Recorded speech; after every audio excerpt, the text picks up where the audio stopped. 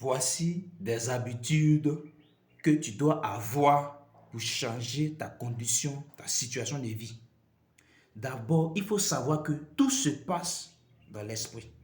Tout se passe dans la pensée, dans l'esprit. Il y a trois dimensions de l'esprit qu'il faut contrôler. Il y a la pensée consciente, il y a la pensée subconsciente, et puis il y a l'adoration. Je vais mettre l'accent sur la pensée subconsciente. La pensée subconsciente. Parce que la dimension de la pensée qui est la pensée subconsciente, c'est le niveau de la pensée qui ne fait pas de différence entre la réalité et l'imagination. C'est-à-dire tout ce qu'on insère dans la pensée subconsciente, c'est elle qui voit le jour, qui se réalise, qui se manifeste dans nos vies. Vous savez que tout se passe dans la pensée, dans l'état d'esprit. Ce que tu insères, ce que tu médites dans ta pensée subconsciente, c'est elle qui va voir le jour dans les années à suivre. Voilà pourquoi cette dimension de la pensée qui est la pensée subconsciente, elle ne fait pas de différence entre une réalité et une imagination.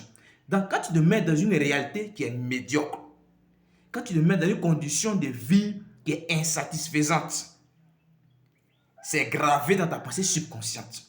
Et continuellement, tu es dans cet état d'esprit et ta vie ne peut pas changer.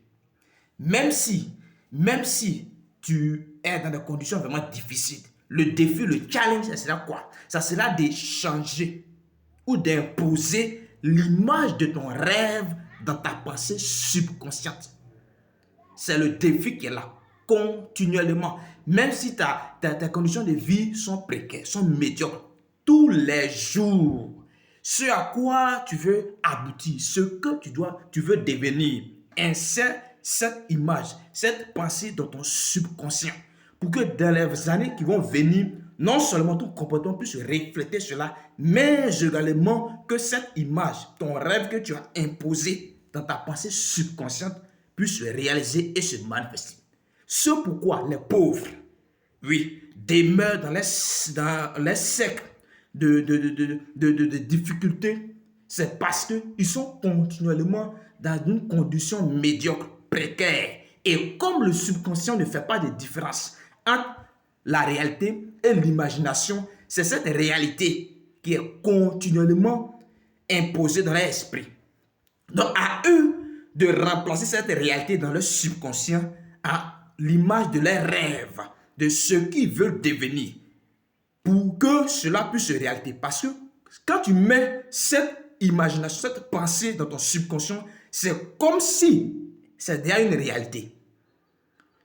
Parce que la pensée subconsciente, comme je l'ai dit, ne fait pas de différence entre une imagination et une réalité.